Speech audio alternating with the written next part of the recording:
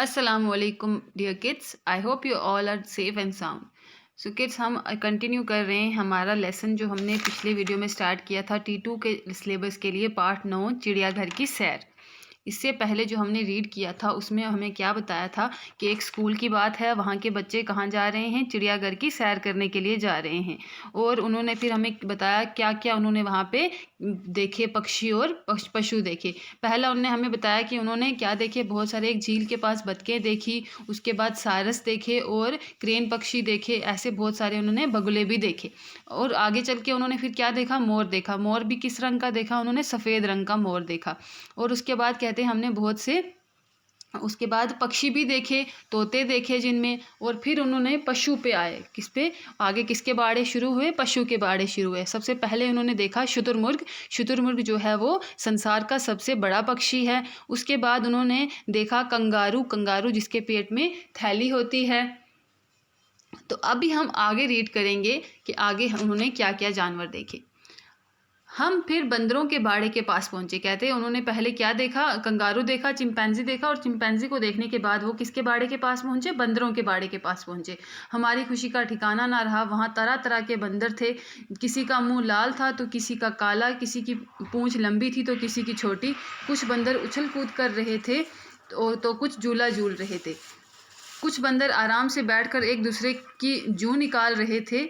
कुछ बंदरियों और बच्चों को दूध पिला रही थी तो कुछ अपने अपने बच्चों को सीने से चिमटाए पेड़ों के इधर उधर कूद रही थी। अब ये उन्होंने बंदर तो आपने भी देखे होंगे, मोस्टली हर जगह पाए जाते हैं।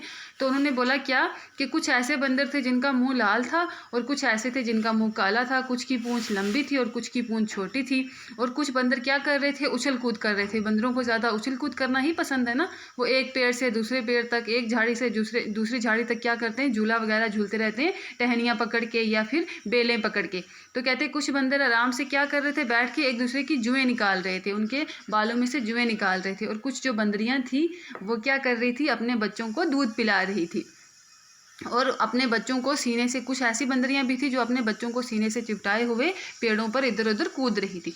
बहुत से बंदर ललचाई निगाहों से हमारी ओर देख रहे थे। हमने उनकी ओर मूंगफली, चने और केले फेंके। बंदरों ने इन चीज़ों के मज़े ले लेकर खाया।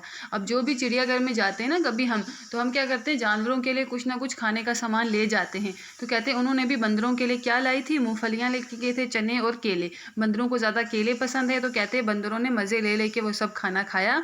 इतने में हमारे कानों में सिंह की दहाड़ सुनाई दी। कहते हम ये सब देख ही रहे थे तो हमारे कानों में किसकी आवाज़ पड़ी, सिंह की। सिंह किसको कहते हैं, शेर को। हम सब घबरा गए। वह लोग सिंह के बाड़े के पास पहुंचे। सिंह जंगल का राजा कहलाता है। अब हमें ये पता है कि जो लायन है, जो सिंह है, जो शेर है, उसको क्या कहते हैं, किंग ऑफ द जंगल, जंगल का राजा कहते हैं। उसकी गर्दन पर बड़े बड़े बाल थे जिन्हें अयाल कहा जाता है। उसकी भयंकर ढील ढोल और खूंखार पंजे आदि को हम देख कर दंग रह गए। सिंह हमारा राष्ट्रीय पशु भी है, जो हमारा नेशनल एनिमल है वो भी है लायन। इसके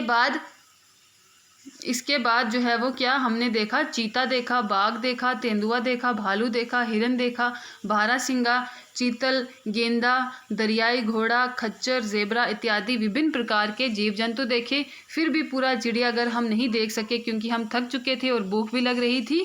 मास्टर जी के साथ हमने चिड़ियाघर में ही हरी हरी घास से भरे पार्क में वज़ू किया, फिर खाना खाया। इसके बाद ज़ोहर की नमाज़ अदा की और स्कूल के लिए बस में सवार हो गए। तो ये उन्होंने बताया अपना ट्रिप कहाँ पर का, चिड़ियाघर का। उन्होंने फिर वहाँ पे आखिर में ये भी हमें बताया कि उन्होंने क्या किया, नमाज भी पढ़ी थी। तो आपको भी अपनी नमाज जो है वो टाइम पे अदा करनी चाहिए। तो इसके लिए आज का पहले मैंने आपको 5 इसके शब्द अर्थ बताए ना होमवर्क के लिए। तो आपने जो नेक्स्ट जितने भी इसके शब्द अर्थ हैं वो सारे लिख के मुझे होमवर्क सेंड करना है। ओके, अल्लाह हाफिज़।